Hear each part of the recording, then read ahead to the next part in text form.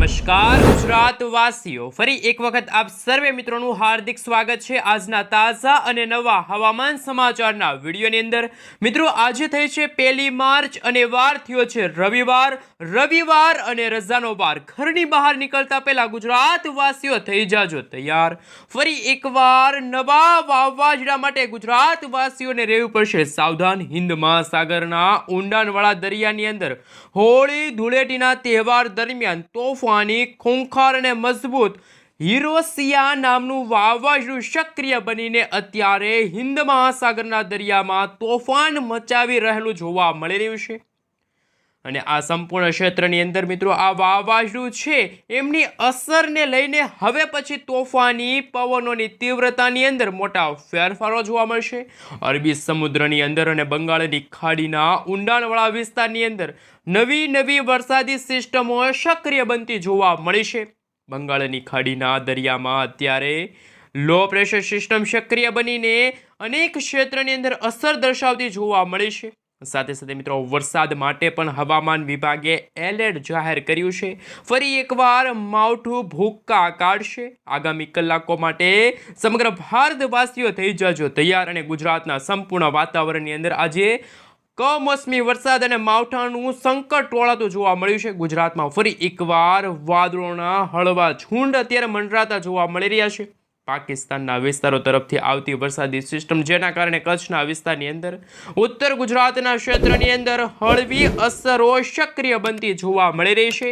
કચ્છના તમામ ક્ષેત્રની અંદર મિત્રો તમે ક્લાઉડ વિશે જોઈ શકો છો, વાદળિયું વાતાવરણ જોઈ શકો છો। અત્યારે ઓમાનના દરિયાઈ કાંઠાના ભાગથી લઈને નવી હાઈ પ્રેશર સિસ્ટમની અસરો ગુજરાતમાં જોવા મળશે। ગુજરાતની અંદર પવનની તીવ્રતાની અંદર મોટા ફેરફારો આવી રહ્યા છે।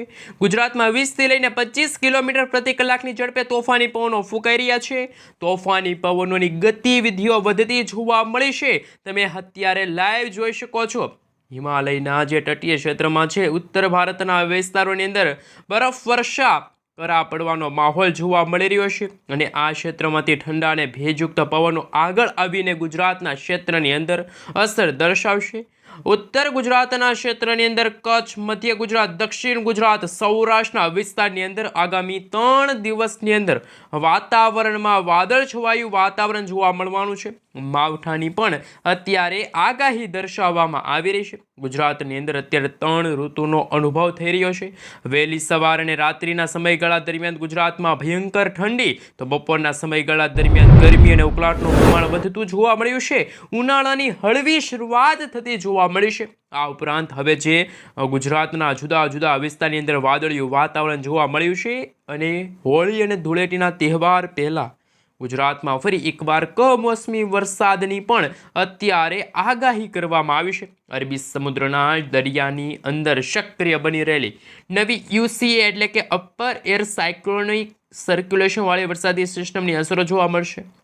અરબી સમુદ્રના દરિયાઈ કાંઠાના ભાગોમાં ભેજયુક્ત પવનો દક્ષિણ ગુજરાતના વિસ્તારોની અંદર ભયંકર અસરો દર્શાવશે। આમ તો સૌરાષ્ટ્રના તમામ ક્ષેત્રની અંદર અચાનક વાતાવરણમાં પલટો આવશે અને તોફાની પવનોની ગતિવિધિઓ વધવા લાગી અને વાદળિયું વાતાવરણ ગુજરાતમાં જોવા મળશે। સાથે ગુજરાતના અલંગ છે, મહુવા છે, અમરેલી છે, જસદણ છે, બોટાદના ક્ષેત્રની અંદર, ગોંડલ, જુનાગઢ, પોરબંદરના વિસ્તારની અંદર, ગીર સોમનાથના પણ ઘણા બધા વિસ્તારની અંદર આવનારા 72 કલાકની અંદર એટલે કે આવનારા 3 દિવસની અંદર કંઈક નવા જૂની થવાને લઈને નવી આગાહી દર્શાવવામાં આવશે।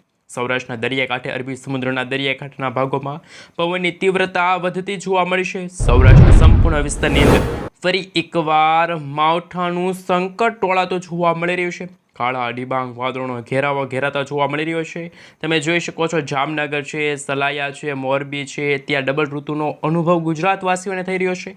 આ દરમિયાન વહેલી સવાર દરમિયાન ઠંડી, જ્યારે બપોરના સમયગાળા દરમિયાન ગરમી અને ઉકળાટનું પ્રમાણ, અને હવે પછી ગુજરાતમાં પણ 25 થી 35 ડિગ્રી સેલ્સિયસ સુધીનું તાપમાન પણ બપોરના સમયગાળા દરમિયાન જોવા મળ્યું છે। દક્ષિણ ગુજરાતના જુદા વિસ્તારોની અંદર પણ હવે ઓચિંતાના વાતાવરણમાં પલટો આવશે આપને જણાવી દઈએ તો મિત્રો જાંબુસર છે, કરજણ છે, શિનોરના વિસ્તારની અંદર, ડભોઈના વિસ્તારની અંદર, ભરૂચના વિસ્તારની અંદર, ડેડીપાડાના અનેક વિસ્તારની અંદર, ઉમરપાડાના વિસ્તારો છે, વાકલિંગ છે, કોસંબા છે, સુરત છે, બારડોલી છે, વ્યારા છે, આહવાના વાતાવરણમાં પણ હવે આવનારા દિવસોની અંદર અસ્થિરતા જોવા મળશે.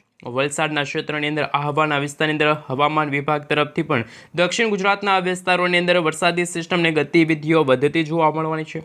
કમોસમી વરસાદ સાથે માવઠાનું દબાણ પણ હવે વધતું જોવા મળવાનું છે. દક્ષિણ ગુજરાતના ઘણા બધા વિસ્તારની સાથે હવે ઉત્તર ગુજરાત આ સાથે કચ્છના પણ વાતાવરણમાં આવનારા દિવસોની અંદર ફરી એકવાર નવા જૂની થવાને લઈને નવી આગાહી અને વરસાદી સિસ્ટમની જે સ્ટફ લાઈનો છે એ પણ પસાર થતી જોવા મળવાની છે. કચ્છ ઉપરથી એક વરસાદી સિસ્ટમની સ્ટફ લાઈન પસાર થશે. ગાંધીધામ છે, રાપર છે, ખાબર છે, નડિયાદ છે, આ સાથે તમે જોઈ શકો છો હવાનું હળવું દબાણ સક્રિય બનતું જોવા મળી રહ્યું છે. બપોરના સમયગાળા દરમિયાન ગરમીના ઉકળાટનું પ્રમાણ અને હવે પછી ઉત્તર ગુજરાતના વિસ્તારોમાં પણ ઠંડીની સાથે હવે ગરમીનો પણ અનુભવ ગુજરાતવાસીઓને થશે. મિત્રો રાંધનપુર છે, થરાદના વિસ્તારોની અંદર વાતાવરણમાં પલટો આવ્યો. આમ ઉત્તર ગુજરાતના વિસ્તારની સાથે દક્ષિણ ગુજરાતના વિસ્તારમાં પણ હવામાન વિભાગની જે ચિંતાજનક આગાહીઓ છે એ પણ જાહેર કરી દેવામાં આવી છે. જેમ જેમ સમયગાળો પસાર થતો જશે તેમ તેમ વાતાવરણમાં અસ્થિરતાવાળું વાતાવરણ જોવા મળશે. કદાચ કોઈક ભાગમાં કમોસમી વરસાદની પણ હાલ આગાહી પણ કરવામાં આવી શકે.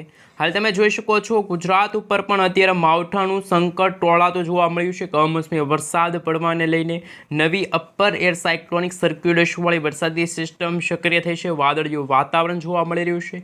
જે દર્શક મિત્રો અત્યારે હવામાન વિભાગ તરફથી તમે સેટેલાઇટ પિક્ચરના માધ્યમથી જોઈ શકો છો. બે ઓફ બંગાળની ખાડીના દરિયાની અંદર સક્રિય બનતી નવી વરસાદી સિસ્ટમોની અસરોને લઈને બંગાળની ખાડીના તટીય ક્ષેત્રમાં વાદળિયું વાતાવરણ જોવા મળ્યું છે. અરબી સમુદ્રના તટીય ક્ષેત્રની અંદર અત્યારે એક નવી અપર એર સાયક્લોનિક સર્ક્યુલેશનવાળી વરસાદી સિસ્ટમ પણ તમે તમારા મોબાઈલ સ્ક્રીનની અંદર જોઈ શકો છો. આ સાથે દક્ષિણ ભારતના વિસ્તાર છે ત્યાં પણ મિત્રો અંદાજે 1.5 કિલોમીટરના એરિયાની અંદર સિસ્ટમનું તીવ્ર સંક્રમણ ફેલાતું જોવા મળ્યું છે. દરિયાની અંદર મજબૂત યુસીએવાળી વરસાદી સિસ્ટમ બનતી જોવા મળી છે. અંદાજે 1.5 કિલોમીટરના એરિયાની અંદર આ સાયક્લોનિક સિસ્ટમનો ઘેરાવો બનતો જોવા મળી રહ્યો છે. અરબી સમુદ્રના દરિયામાં સક્રિય બનતી તોફાની પવનોવાળી વરસાદી સિસ્ટમ હવે પછી ગુજરાતના વાતાવરણને અસર કરશે. મુંબઈ છે, ગોવાના વિસ્તારની સાથે સાથે ખાસ કે તમે જોઈ શકો છો બંગાળની ખાડીના જે દરિયાઈ કાંઠાના વિસ્તારો છે હાલ તમે જોઈ શકો છો એ રીતે આ બંગાળની ખાડી છે, અરબ સાગરનો દરિયો છે, બેના એટલે ભારતના જે દરિયાઈ કાંઠાના વિસ્તારો છે ત્યાં આ વરસાદી સિસ્ટમની અસરો છે એ પણ મિત્રો હજુ જાહેર કરવામાં આવી છે. તટીય વિસ્તારની અંદર એટલે કે મિત્રો શ્રીલંકાના ઘણા બધા વિસ્તારોની અંદર સંપૂર્ણ વિસ્તારની અંદર વાદળિયું વાતાવરણ જોવા મળશે. ફરી એકવાર માવઠાનું સંકટ પણ અત્યારે ટોળાતું જોવા મળી રહ્યું છે. તાજી અને નવી અને નક્કોર આગાહીઓ પણ હાલ મિત્રો હવામાન વિભાગ તરફથી જાહેર કરવામાં આવી છે. કમોસમી વરસાદની આગાહી પણ અત્યારે જાહેર કરી દેવામાં આવી છે. સાથે સાથે મિત્રો હોળી પહેલાં ગુજરાતના વાતાવરણમાં અસ્થિરતા જોવા મળશે. ગુજરાતના સંપૂર્ણ વિસ્તારની અંદર માવઠાનું સંકટ જોવા મળી રહ્યું છે. ખેડૂતો માટે ચિંતાજનક હવામાન સમાચાર. હોળીને ખાસ મિત્રો હવે ગણતરીના દિવસો બાકી છે ત્યારે આપેલા વાતાવરણમાં ફેરફાર જોવા મળશે. આ સમયે શિયાળો વિદાય લેતો હોય તેવા દ્રશ્યો સામે આવશે. પરંતુ આ વખતે અનેક વિસ્તારમાં વાદળિયું વાતાવરણ માવઠું પડી શકે છે અને વરસાદની પણ અત્યારે શક્યતા જાહેર કરવામાં આવી રહી છે. તમે જોઈ શકો છો અત્યારે રાજ્યના હવામાન વિભાગ તરફથી ગુજરાત રાજ્યના હવામાન વિભાગ તરફથી આવનારા કંઈક 24 કલાકની આસપાસ કમોસમી વરસાદની આગાહીઓ કરવામાં આવી છે.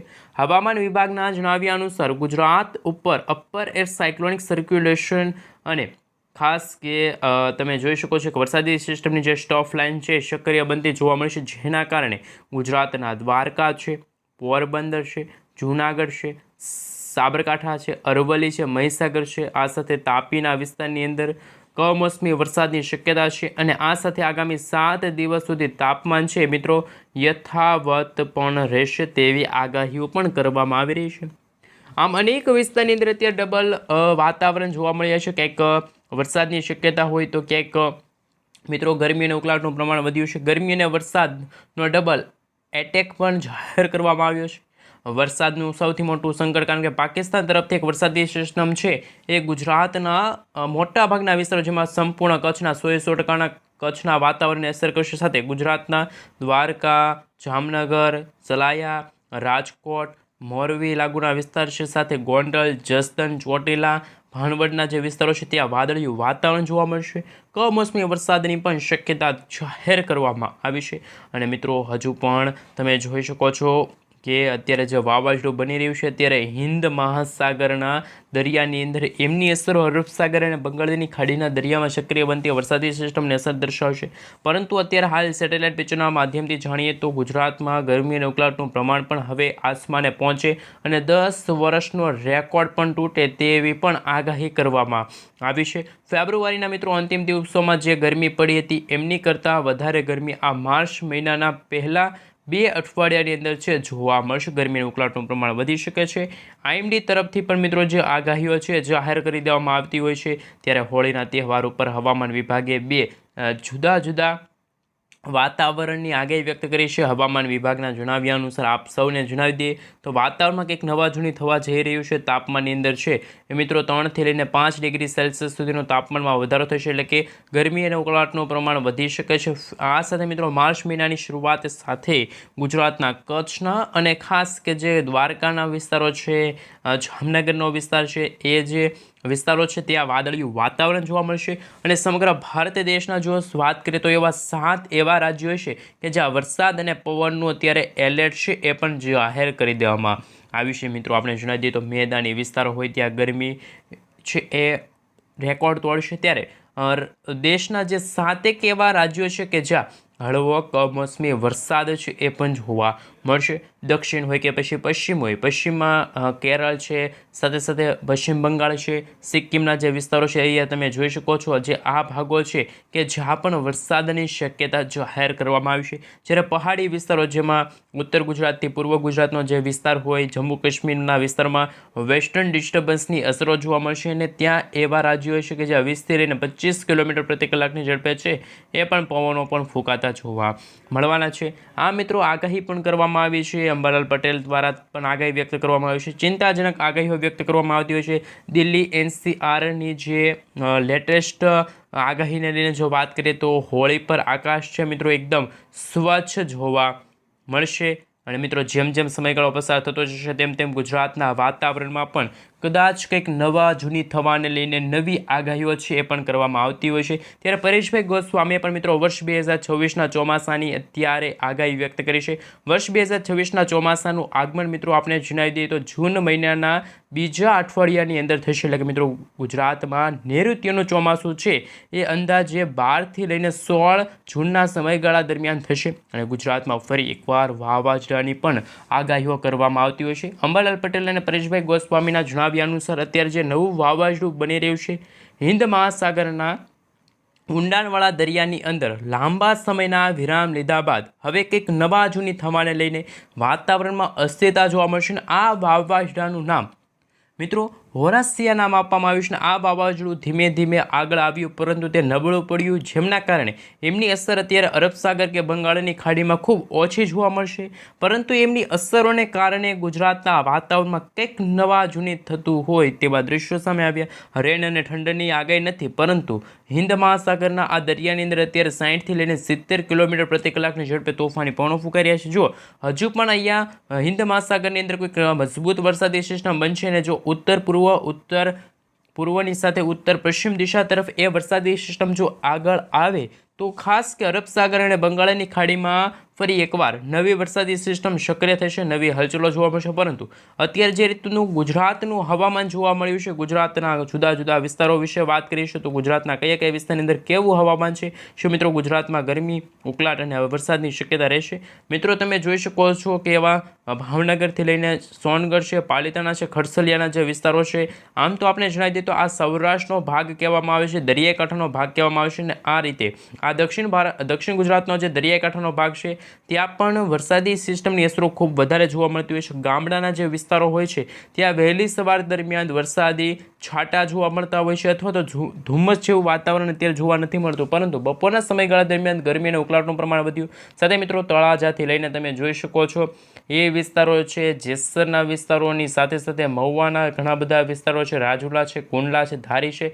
ખાસ કે મિત્રો સૌથી વધારે વરસાદની શક્યતા છે જે અમરેલી જિલ્લા આજુબાજુના વિસ્તારો છે, રાજુલા છે, તુલસીશામ છે, કોડીના છે, વેરાવળના જે દરિયાકાંઠાના વિસ્તારો છે, ત્યાં મિત્રો આ જૂનાગઢના જે વાતાવરણમાં જે અસ્થિરતા જોવા મળતી હોય છે, જેના કારણે અમરેલી સુધી છે એ વાદળિયું વાતાવરણ જોવા મળતું હોય છે. પરંતુ અડધા ગુજરાતની અંદર ડબલ ઋતુનો અનુભવ થઈ રહ્યો છે. મિત્રો આમ ગુજરાતના 4 ભાગ પાડવામાં આવે તો કચ્છનો વિસ્તાર, ઉત્તર ગુજરાત, સૌરાષ્ટ્ર અને દક્ષિણ ગુજરાતના વિસ્તારોની અંદર જો નજર કરીએ તો સૌરાષ્ટ્રમાં મિત્રો આજે વહેલી સવારથી જ ખેડૂતો ચિંતામાં મુકાણા, કારણ કે પાકિસ્તાનના કરાચીથી લઈને તમે જોઈ શકો છો આ વિસ્તારો તરફથી એક વરસાદી સિસ્ટમની જે અસરો છે વધવા લાગી છે. તોફાની પવનો ફૂંકાઈ રહ્યા છે, વરસાદી ઝાપટા જોવા મળી રહ્યા છે, કમોસમી વરસાદની શક્યતા જોવા મળી રહી છે. અને મિત્રો ઓમાનના જે દરિયાકાંઠાના ભાગો તરફથી પણ આવતા તોફાની પવનોની અસરો ગુજરાતના કચ્છના અને દ્વારકાના દરિયાઈ કાંઠે કંઈક નવા જૂની થતી જોવા મળી છે. અને મિત્રો હાલ તમે જોઈ શકો છો ગુજરાત ઉપર એ અસરો જોવા મળી રહી છે.